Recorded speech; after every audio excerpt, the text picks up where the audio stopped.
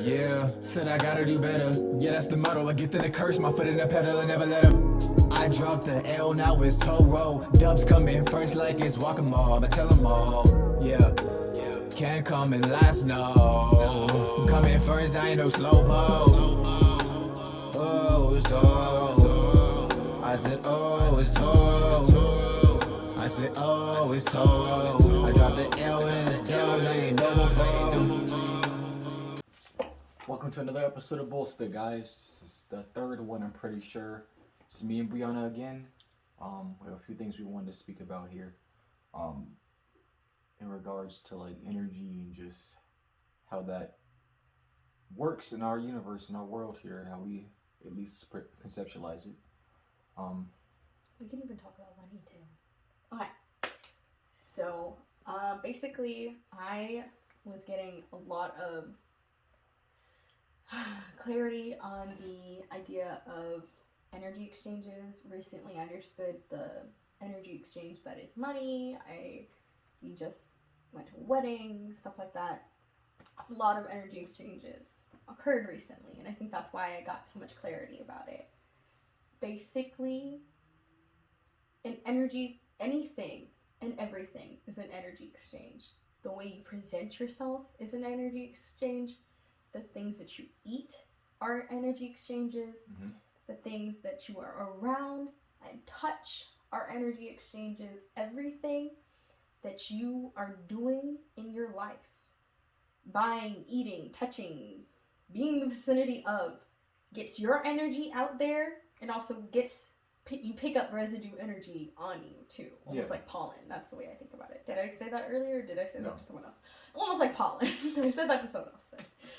So basically, I was thinking about, so the conversation that got me started on this, I told you a little bit about it, was this person was like, hey, you want some mac and cheese? And I was like, Caleb and I are trying to like cut out dairy, and they're like, what's wrong with dairy? Dairy's healthy for you. And I was like, well, I don't want to say it's not healthy because I haven't done the research. I didn't say that, but I haven't. But I also wanted to be clear about the reasons why I feel so strongly about cutting out dairy and eggs. I don't want to be eating anything at all that has negative energy. Think about the way we treat our cows and our chicken. Those beings are being cooped up, mass-produced as a product, even though they have feelings and hearts and all of those things.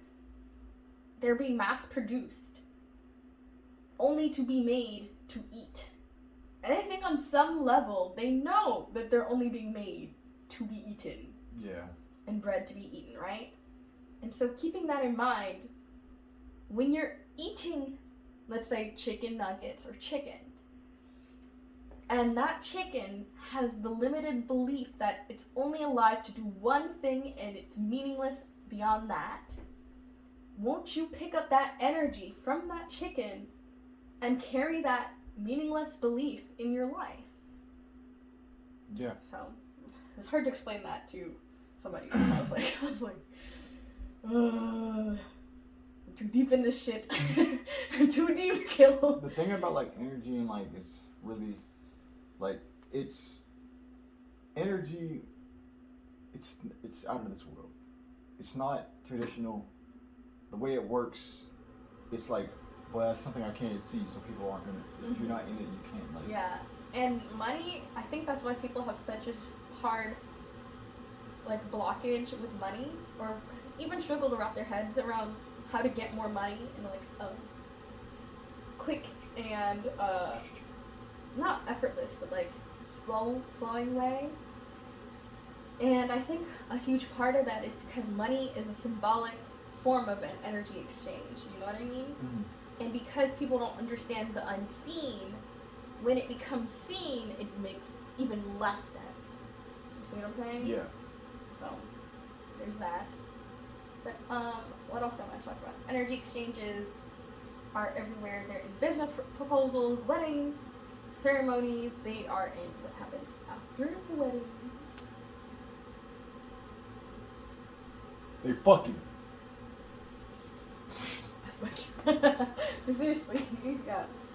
Seriously though, they're everywhere. And if you really think about it, and if you become in tune and you become knowledgeable about these energy exchanges taking place, and you're not just blind to them or ignorant to them, really ignorant, choosing not to see, then you will be able to manipulate the world around you much easier, which is what darker magics do, or more taboo magics do, right? Yeah.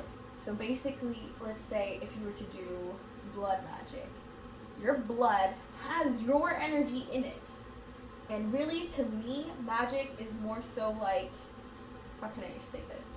The intention, for me, the intention has become so more meaningful than the herbs and everything, all my other tools. So for me, the intention is huge, but the herbs are there to symbolize the intention. Does that make sense? And like boost the intention. Yeah. So you can do magic without the intention, but it's going to drain you. But when you pull energy from cinnamon and bay leaves, it's going to use up less of your energy, or even stones. So anyways, going back to blood magic, if you were to do blood magic that has your energy in it, it's gonna hurt. So there's a cost, like the hanged man in the tarot deck. There's a cost to his progress. Yeah. To every single progress, there's a cost, right? To the progress of technology, there's a cost. To the progress of losing weight, there's a cost. To the progress of becoming more spiritual, there's a cost. Or even vegetarian or vegan. There's a cost. There's something that you're cutting out, or that is being disadvantaged in you gaining something. Yeah, pretty much. I think there's also energy exchange that goes on when you are becoming a new version of yourself. Yes. Because you're taking in all this new energy, and the old you must be purged. You know what I mean? It can't be there when you're becoming a new you. Whenever you're like, so you brought up the energy exchange that happens whenever you're becoming a new person. You're like stepping into a new version of your life, a new version of yourself. I think about that, and it's like, yeah, there's really the systems of energy that you reside in, that you live in, they have to evolve and change. Like, I feel like the life that you have, and everything, the people, the events, the emotions that evolve around where you are, that is like a set of energy exchanges that always happen. And then as you change into a different person, and you're trying to like go for a certain goal that requires that, you have to like change all the places that you're putting your energy at, and that's like it's really big shit. Yeah, I was thinking about, like, let's say the friends that you made in elementary school may not be your friends right now, or may not be as close as you were in elementary school, and that isn't a bad thing. And I was coming to terms with that, not that exact idea, but something like that recently, because I was like, something wrong with me? Like, am I the problem? All these relationships ended. I'm the one common denominator. But it's almost like the idea of like seasonal versus lifelong. Yeah. And I kept chasing for lifelong friends rather than allowing them to come to me. You know what I mean? But also, I wasn't looking for lifelong friends in the right places. I was looking for them in temporary places. School, sorority, etc. Yeah. Yeah, that's other than Camille's lifelong. Yeah. Not just saying that, because like she's awesome, but like she is. Yeah, certain people you can take along with you for the ride. Yeah. Ride or die. Say with me. Ride or die. Ride or die. Say with me. Ride or die. Say with you gonna say it? Ride or die. Okay. But even in, let's say, even just saying ride or die at the same time, that's an energy exchange. Really, what I'm getting to is energy exchanges are prayers, to be honest. Yeah. It's, let's say, like, oh my god, let's say if you give a homeless person, like, $20, you're, like, that is your prayer, that your energy towards that homeless person is going to help them, better them, right? That's your prayer. But it's up to them whether or not they use that for a cheeseburger or towards rent or whatever. You know what I mean? So You think about like contracts, like Mhm. that's like a more formal version, but like I think it lays out what an energy exchange is. mhm. It's like you and a business write a contract and you sign it together. You're like, all right, I will do this. I will put my energy toward this thing, and you will do this thing. Yeah. So it's interesting that you bring up contracts because as soon as you said that, I was like, oh, the shadow work I just did the other night. So basically, I don't know if I told you, overheard it, but I didn't really tell you about what happened. So with my shadow work that I did, we removed an entity that I had made a contract with about that entity basically protecting me and making me invisible in a way, right? And this entity was this little man in a little hat, and he was like really sassy, and basically he had abused the contract to the point where instead of just blocking me and making me feel safe so I could do the magic that I wanted to do in whatever life I was dropped in, he also blocked my third eye. And there are all these like contact lenses on my third eye that like my guides had to like like this like bunch of them layered on top of each other. And also he had left such a deep mark and almost like branded me in a way that I literally have a birthmark on my body, on my thigh, that's in the shape of this tiny little shoe. This mofo branded me. So he definitely went over the bounds of the contract and breached the contract, in my opinion, which probably is what allowed me to void it. And so I think it's really interesting that that kind of almost connects back to like the free will of the homeless person. They could use it for drugs, or they could use it to better themselves, or they could put it into a savings account, whatever, I don't know. Like, it's up to the free will of the person. If it aligns with what they want and need, then they'll do it. The same thing with that entity. He wasn't evil or anything. Uh-huh.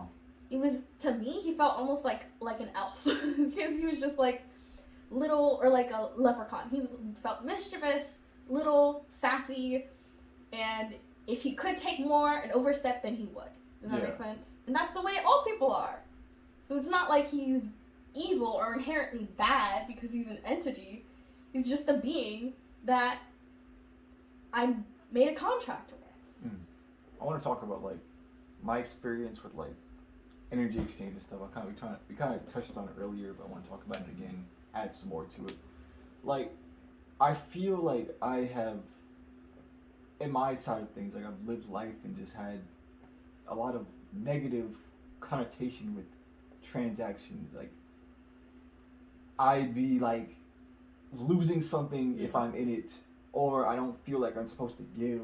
Or be in it fully. Or be in it fully, or like, something like let's say you talked about in the car getting gifts from your mom. Mm-hmm. Like you felt like you couldn't be in that moment fully because you're like, but I was Jehovah's Witness, you know? Mm-hmm. Mm-hmm. Makes sense, 1000%. And like, this is what changed my outlook on money. Realizing that people who give people money, it's like you said, it's an energy exchange. When you have a rich person already has the mindset that money is like, if I care about you, I'm going to pay you. If I like the work that you did, I'm going to pay you for it. Vice versa. So they can just, oh, I can give you a tip. I like your work. Here you go. Like, and stuff like that. A more broke person would not be. That possibly, because there's a whole slew of other things that could block them from getting money. But like, that's one of the things, like, a negative way would be like, don't pay me money because you like my work. Like, it's weird. Like, it gets It's like pride, and pride, I think, is what blocks energy exchanges a lot of the time. Like an overabundance of pride, because like a little bit of pride is good and healthy, but everything in moderation, right? So if you have an overabundance of pride and arrogance, and I can do this on my own, it's gonna be very hard to get out of the situation that you're in. I read somewhere actually today that like magical practitioners need to have a mentor and an apprentice to be not necessarily in flow, but to be more aligned with their magic. Does that make sense? Uh-huh. Because if you can learn it, do it yourself, and teach it, that's the trifecta. You know what I mean? Yeah. That is the biggest passage of energy, or that's like the beginning, middle, and end of the energy exchange. You see what I'm saying? Yeah. And just moving on to begin anew with someone else, which is so exciting. Isn't that fun? Yeah. Which is what we're trying to do. Abracadabra. Anyways. It's like the sensei, the master, and they get the students and they come back and they teach the masters like techniques or whatever. Like Mhm. I like looking at like Eastern like philosophy and Eastern like martial arts and stuff because they do it. They take a lot of spiritual concepts and put it into day-to-day life. Yeah. I think that's also part of what magic is. It's using these abstract concepts of like energy and energy exchanges and using them when you're cooking, when you're going to the bathroom. People don't talk about like, I hate that people don't talk about the bathroom because like I feel like that's really important part of like everybody does it, everybody takes a shit, everybody pees, but we don't talk about it. Same way we don't talk about periods. Don't get me started on that. But specifically, like, when you're going to the bathroom, you should be thanking the food, the excess that you don't need, that is leaving your body, for leaving it in a regular way. Not necessarily, like, through diet, not necessarily on time, but, like, it's not coming out in diarrhea. It's not being vomited. You know what I mean? Yeah. You should be thankful. You could be thankful for your piss and shit. There's a lot of ways to be thankful. Like the whole energy exchange thing. Like you have to be thankful. That's the words, like the feeling that is going into that. It works. Like it goes into the whole exchange of back and forth that happens, like with karma and everything like that. Mm-hmm. So that definitely does have an effect on like what you receive as well. And there's more and more ways for you to be able to see what you can be thankful for, what you can participate in, what you are already participating in, so you can be more conscious and more present in, and you can see the benefits of it more, like pissing and shitting. Yeah, pissing and shitting. I think it's also important to realize that I think that we touched on this a little bit, but the words that are coming out of your mouth and the words that are falling on your ear are also an energy exchange. Yeah. So I've found that I've been like more into, like, even just my Instagram has changed in like the last like 48 hours. Like the people that I'm following, the people who are following me and following me back are spiritual people. And so I'm seeing what they're posting and they're seeing what I'm posting, and it's an energy exchange, and I'm having deja vu right now. Also, this is kind of off topic from energy exchanges, but I feel like this needs to be said. So Miranda and I were talking about like deja vu, and for me deja vu is when I have a dream and it's like basically a regular dream, nothing unusual, and then all of a sudden I almost like time jump to a future date and time, and I'm seeing and I'm thinking and I'm hearing the thoughts that I'm having in that moment, but I also have this other line of thought of me that's asleep. You know what I mean? Does that make sense to people who've never heard of my deja vu before? You're like in the body of yourself in a different time. But I have like two lines of thought. Does that make sense? The funniest example I could think of off the top of my head, there's two, are when I was in middle school, I had the biggest crush on this mofo, and he did not like me, but before I found out he did not like me, I had a dream where I was sitting across from him and I was like really pissed off. I was like, why am I fucking pissed off? I love this guy. This guy is awesome. And then in the dream, the guy I had a crush on asked me for a cookie, and I was like, no. And I was like, why did I not give him my cookie? What's wrong with me? And then 6 months later, after he had declined my lovely little letter I wrote him, my love letter, actually he didn't even decline it. He ignored it. And then I asked about it on Christmas break, right before Christmas break.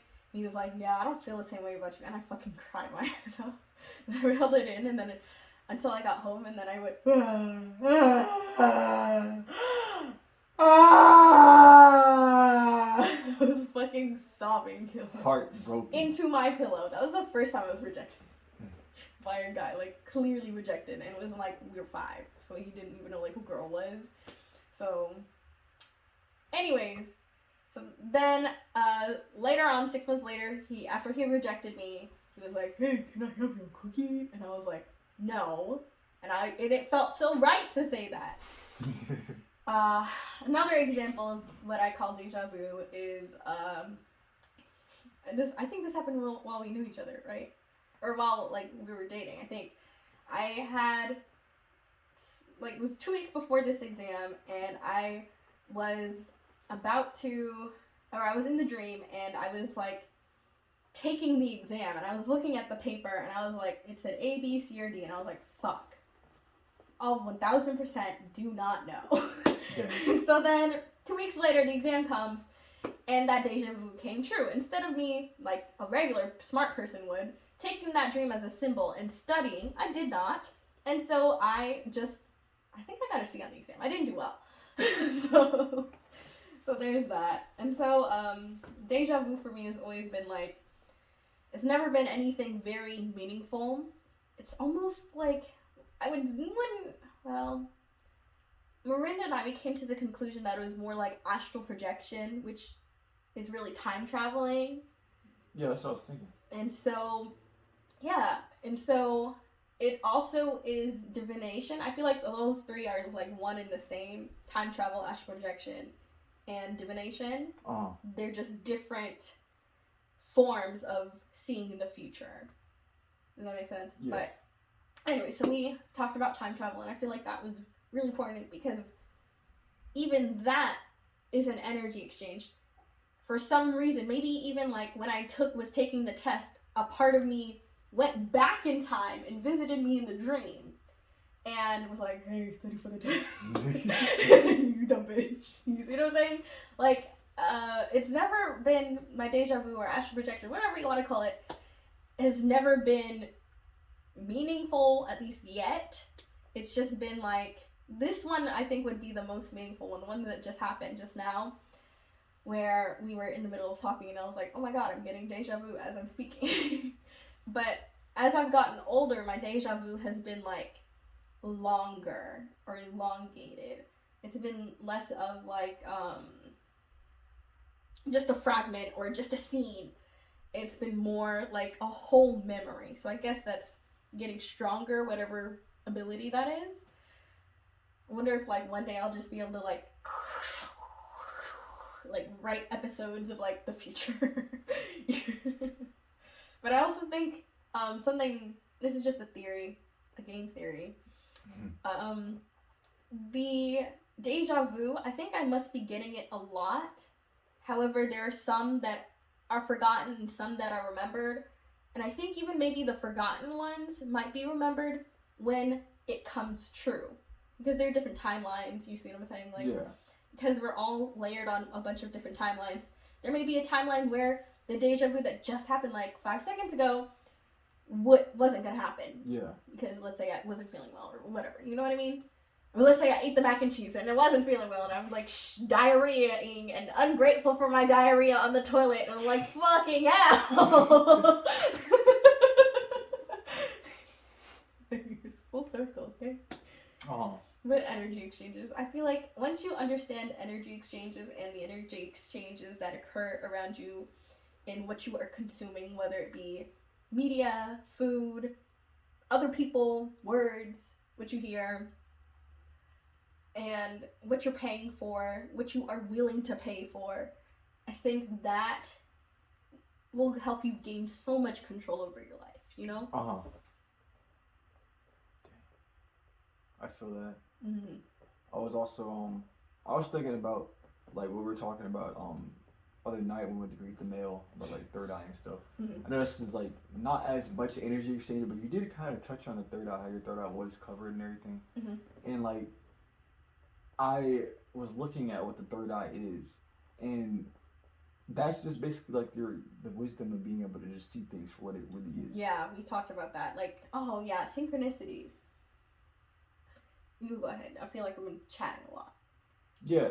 So like, I'm reading this book about all the chakras, the energy centers in your body, and everything, right? And with the fifth eye is also a thing. Mm-hmm. I think the third eye is like right here between your brow. Mm-hmm. Fifth eye is like right here in the middle of your forehead. Mm-hmm. Fifth eye is basically the third eye, but with the flavor of the heart chakra.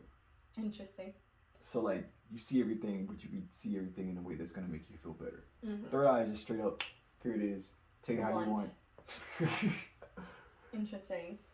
You want to talk about so like synchronicities and stuff. Like what I feel about synchronicities is like I kind of talked about like energy systems, like how what you're like going through every single day. Mm-hmm. That's going to determine what synchronicities you see. I feel Mm-hmm. like if you're doing like I remember for a while I was seeing like dumb, stupid, retarded 11s, ones, because I was making sure that I was doing things that differently to get on top of things and go boom, boom, boom, onto the next one. So new things coming. I think that's what 11 mean, ones mean. Mm-hmm. And that's kind of what makes the synchronicities come. And you can see when you have your third eye open, you can see, okay, if I do this energy, and I know how the general, like throughout your day, you can like, okay, this is generally how the one synchronicities feel. So I can kind of perpetuate this if I would try it. Mm-hmm. So, okay. 2-ish things. The main thing being, as you were talking about synchronicities, all of a sudden I just saw like, I had this idea of like, oh my god, synchronicities are just code. And they've always been there. Like, not just synchronicities, but messages, symbols. It's just code and understanding the code that it makes up the world that we live in, right? Mm-hmm. And then as soon as I had that thought, everything went, I don't think I've ever had anything like this before. Everything went like black and then green numbers and code running everywhere. And I was like, I don't think this ever happened before. So that's interesting that happened just now on camera. Sometimes my ears like ring whenever I think about something. I gotta pay attention to it. Yeah, no, that happens to me too, but I don't know what that means. But ignorance. yeah, whatever. I don't know what that means. Oh, 4/11/11s. Oh, interesting. I don't know. It's pretty just coincidence. Yeah. So like even on some level, as we're talking about these messages from our guides or higher powers, we're like still ignorant on some levels. Like definitely, like there are tools and information that we could be utilizing to better ourselves, and we're just like haven't tapped into that yet. It's not necessarily as negatively connotated as ignorance, but it's just not ignorance nor laziness, but it's just kind of is what it is. Like, you know what I mean? Yeah. Like we'll tap into it when we're ready. Yeah, I think that's a good way to think about things. Like, because I feel like there's a lot for you to learn in general. Like I remember when you were like, I was like, third eye is open. We're walking to get mail, and you're like, yep, fifth eye shit, and I was like, fifth eye? I have to open that too? I was like, God damn it! I was not ready for that. I was like, ugh. Anyways, it's just been such a roller coaster just so recently. I feel like we are so on the right track, and I really feel like our words can help other people get on the right track too, because I feel like we're pretty regular people, you know what I mean? We don't have anything, I don't want to say we don't have anything special about us, but like we've gone through a lot of things that a lot of people have gone through, you know what I mean? It's not like the fucking Kardashians trying to preach Kanye. It's like someone who's when that man read from the Bible, I went, he's a preacher. They called him Reverend. Reverend West, my bad. Reverend West, my bad. You can be by your first name. Can? Interesting. Father Ron. They have to call me Brother Smith. Reverend Smith. Yes. Reverend. The Church of Caleb. Would you like to join the Church of Caleb? It only costs $1,500. 4 easy payments of $1,500. A month. 4 easy payments of $1,500. God damn. The Church of Caleb. No, is it the Church of Caleb or Church of Smith? Smith. Church of Smith. The Smithsonian. Smithsonian. I don't know. I couldn't do a church. I don't know. Mm-hmm. Maybe part of me is like, you're not ready. part of me isn't. Maybe one part of me, like, if I was to advance a little If you bit. did a church, I would 1000% support you, Caleb. I just wanted to put that out there. Interesting. It'd be interesting if we watched this video. This is what, episode 3, Bullspit? 3. We were like, hey, remember episode 3 of Bullspit? When you were just talking about, just spitting about doing a church? That's crazy, because we have a church now. I'm gonna keep it 1,000 with you. I don't know if I should read this on here, but like I was getting like mad vision. Like I feel like I can like do divinity through my raps and stuff, right? Mm-hmm. And I was seeing. I don't think I was seeing it, but I was like, it kept coming up because I was trying to like automatic write to get some answers, and it was saying like something about a church on a mountain with a river or whatever, and hidden beneath there is a box or whatever, some shit. And we talked about Pandora's box before. Mm-hmm. And the hill comes and the mountain shit. Like, you remember when we went to the wedding? Mm-hmm. And the pastor started talking about that stuff? Yeah. That's when you didn't see me, but you were too busy paying attention to this, man. But I was in the crowd like, like I was dead ass like my jaw dropped, and I was just listening to this man talk. I thought I didn't see you move, but I sensed that you moved. You know what I mean? Mm. I was like, I sense he's either rocking back and forth, smiling to this shit, and or like, or both. I need to talk to my dad. My dad's a pastor too. He has a lot of knowledge. I'm supposed to have been talking to this man. You called him like a week ago, Caleb. Said you'd call him back. I thought you did call him back. You did not. A little bro. So like, I think that my fifth eye actually might be open. Mm-hmm. I think we might have done it backwards, but yeah. Mm-hmm. I think I don't think there's a right way to do it, backwards or forwards or whatever, but like, I think we did open our third eye, or start to open our third eye first, and then our fifth eye began to open, like that gratefulness, the love for everything that we're seeing and everything that we're taking in. Mm-hmm. But can we talk about? Of course. Shrooms. I think that is what opened our fifth eye and started peeling off the layers of our fifth eye, because like everything that we saw, everything we experienced while we were on fucking shrooms was like insane, you know? Uh-huh. That was the experience. See, it knocks on the door. Open up! Where are the shrooms? I want to do it again. We don't have shrooms on us. That's fine. Yeah, we don't. No, we don't. But like the experience of like being able to see everything as like peace and like harmony, like mm-hmm. like even things that I thought were scary weren't scary. You know what I mean? Mm-hmm. Or feelings that I had, I really wish we would have gone outside. I think that would be really fun. Mm-hmm. But even like since shrooms, we got high, and like I told you, I talked to the willow tree. It like was speaking to me, and that's never happened while it got high. It also could have been like good weed. It also could have been just more advanced in your spiritual practice anyway, so that too. But the willow tree, it was like, but no, I am grandmother willow, and I was like, I had no words for this fucker, and it didn't say anything else.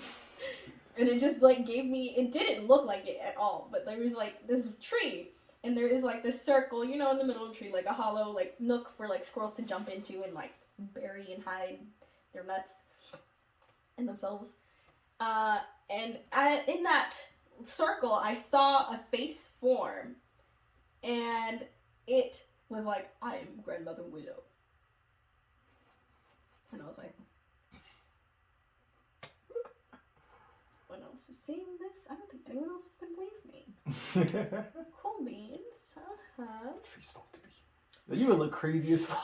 I said it. Did you not hear me say it? No, you told me. Yeah. So it was like, yeah. The trees are speaking. Imagine if I was there saying, the trees are talking to me. Grandmother Willow. So like, that sounds psychotic, but it was a good time, and I think it's also symbolizing a connection deeper to nature, which is what I feel like I've been missing. And I feel like Charlotte is really the best of both worlds, because you get the connections that come with the city with like the south and like mountains near you, or not mountains but hills, you know what I mean? Yeah. Hiking trails, things that like bring you out into nature. It's like right there. Yeah, like we're talking about drugs and stuff, but like I wanted to. What are drugs but really plants, Caleb? We're talking about, what is it called? That type of magic? Apothecary? It's not apothecary, is it? I don't know. In consuming consuming herbs and fungi that cause a certain what is it? It alters your brain waves, right? Yeah. I think it's interesting that we were talking about energy exchanges and then I brought up shrooms. Something else that happened while we were on shrooms that was really notable was we tried the mud water. Oh, this is weird. So we tried the mud water, and while I was on like shrooms, I sensed that the mud water, the actual mushrooms, the cordyceps, whatever, didn't want to be eaten. They didn't want to be consumed. They didn't want to be a part of me. And that was very interesting. And knowing what I know now about mud water, the mushrooms that are made aren't made outside. They kind of like with the chickens, what we were talking about. Yeah, they're in a They're lab. made to die. Yeah, exactly. And so I think that's very interesting that I got that. I was just thinking, connecting two little dots, you know? But that's not gonna, I don't wanna shame or blast mud water. I think what they do is pretty cool. Doesn't necessarily work for me just to wake me up, but I think there are also other factors, like you talked about nutrients before and vitamins, but anyways, mud water. Yeah. At least that batch that I had was like, I was like, okay, noted. I am sorry. And like I wanted to swing it back because like we were talking about energy exchanges. I guess like I guess we could loop it back in with these mind altering substances. Because I wanted to say something about weed, and like basically I guess like you're taking the energy of their essence, and they're giving you the experience that they give you. Like they talk to you or they show you things. So I want to talk about like weed. So sometimes like I remember back when I used to smoke more of like full spectrum, like actual straight weed and stuff, right?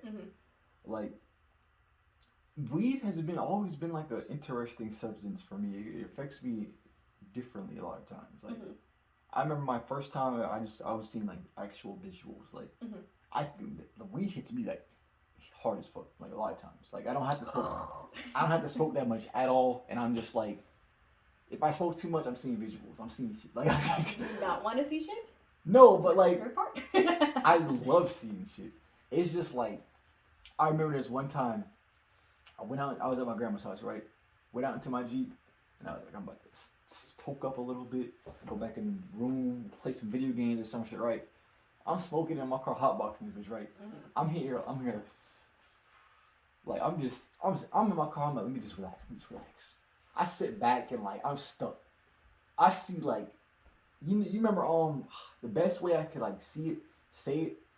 You remember the one movie where they had to put like the fucking little eye thing on their face to see the monsters or whatever, the fairies and shit. Terabithia? No. What's it called? Those spider thingies. I know exactly what you're talking about. I know what you're talking about too. Is it that yeah, one? Okay. It's something like that. It's the Nickelodeon film with Seth Rogen. I think so. Nickelodeon? Yes. Okay. Yes, yeah, but it's a Nickelodeon film, I guess. Of course he but is. but like because he's our Lord and Savior, Seth Rogen. He's an amazing entrepreneur. He's an amazing God. I pray to him every night before I go to bed. That's why I don't want to be wicked or pagan. I want to be Seth Rogenism. I want to be Seth Rogen-like instead of Catholic. Seth Rogen. Seth Rogenic. I'm a Seth Rogenic. And like with the basically like it was like a grid over everything I was seeing, and I was like, oh, that's interesting. I was like, damn, this shit crazy. Like I can really like. I've never gotten any experience like that. Like I said, the willow tree was the first time I got I like saw something from weed. Anyways, but I was gonna say something. God, I don't remember. You're fine. And like, I don't know. We can just compare like with me. Weed makes me want to like move my body more because I've been studying the Kundalini more, and I know that mind altering substances, drugs, and stuff usually make you release more Kundalini, and you have to be ready for that Kundalini release for it to go through you. And like whenever I'm like now, like before, like, I used to be like, damn, oh my fucking back hurt, my back hurting, like I used to be hurting. Now that I know what the fuck is going on, there's like blockages in my fucking Kundalini like pipeline, my spine. Yeah, and shit, 100%. right? Yeah. And then when I'm fucking stressing, I'm like, damn, this shit feel good as a bitch. I'm over doing yoga and shit. This shit crazy. But like the breath work and all that stuff, it makes me understand like energy and stuff. That's the one thing I'm thankful about for weed for, and like how it does affect me. Yeah, we could even talk about like, to wrap up the energy exchange with addiction, specifically nicotine. We've talked about this before, but not you could talk about like, I'm sorry, but you could talk about like entities and like all that, like the negatives and the positives. I mean, we've already kind of touched on that with like my story, but anyways, the energy exchange that goes on for people who are addicted to nicotine is they get a slow inhale that calms them down and brings them out of a stressed state, but at the cost of nicotine going into their body and fucking up their lungs. You know what I mean? Yep. So everything is an energy exchange. Addiction, marriage, love, hate. Hate is an energy exchange. If I hate someone and they hate me back, perfect. I love it. You know what I mean? I hate when I hate someone and they like me back. I'm like, oh, fuck. I feel so bad. Damn it. I feel like I'm the bad person. I'm sorry I don't like you. I don't know if that's relatable. You know what I mean? It's just like, I don't know. Energy exchanges are everywhere. They're with things that are seen and things that are unseen. And I think, let's say, like, even bring it back to friends. Like, making friends, I think there's a lot of adults who are around today that don't know how to make real friends. You know what I mean? Like, they'd be like, oh yeah, I have people that I can, like, talk to about, like, stuff that I like, but that's really it. And it's like, there's more to life than that. There's, like, bonding. Yeah. And I feel like, I don't want to say bonding is lost, but I think it just happens almost at random right now. And I think COVID really fucked that up, too. Because people were, like, trying to create bonds with these people that weren't right for them or were seasonal for them. And so I think it's interesting that, I thought the kitten was coming. I was like, we can end the podcast. Kitten! No, she's sleep, she said. I'm not even a little one. Anyways, there are energy exchanges everywhere, and I think it's really important to notice them, notice the ones that are visible, and start with the ones that you can see, like money and friends and things that you can see. And even speech, too. I know speech isn't visible, but once you understand that, I would move up to things that are unseen. Things like Kundalini or Reiki. Things that you can't see. Or energy exchanges with beings that aren't of this realm. Like, I think it's very important to understand that energy exchanges can be made at any and all times. And the one thing, for me coming from a background of sales, like, at first this didn't come to me, but now it came to me, like, once you understand the sheer amount of energy exchanges there are, like, everything being that, like I like that you brought up, like, other beings, like, not in this plane, like, you can have those energy exchanges, you talk to God, you talk to whatever deities you believe in or whatever, and that can, like, you can have those exchanges. The more important thing is when you start strategizing, you start understanding my energy is important to me. And I want, like you said, you have to make the right friends, make the right exchanges, the right contracts to be right with these people that are going to benefit both of you people at the same time, like, and it's not like lopsided. Yeah, I think it's important to also, like, with friends, business partners, deities, you have to have trust in those things. You have to have this sense, like, use your sense of knowing, your your sense of knowing, and you have to know how to hear and feel your gut reaction to this person, to this individual, and this being. Do I feel connected to this person? Do I feel safe? Do I feel uncomfortable? Do I feel uneasy? Do I get these nasty, evil little butterflies rather than cute little butterflies? You know what I mean? Like, how do I feel around this person or being? And does this give me a feeling that I can live with, you know? Mm-hmm. And I think that'll help people maneuver this fucking game we call life. You know what I mean? It really is a game. And I think the faster you think of it as a game and all the ways that the rules are set up, and you get to rule your game, like, you know what I'm saying? You have more control. Yes, that is the podcast. That's the podcast, guys. That's the podcast. It's the podcast. The podcast. That's game. We will talk to you guys in the next one. It's been Bullspit. Making these every Friday. Check back in with us. Every Friday. Every Friday. Remember, guys, always keep the heart of the bull. The man of the matador.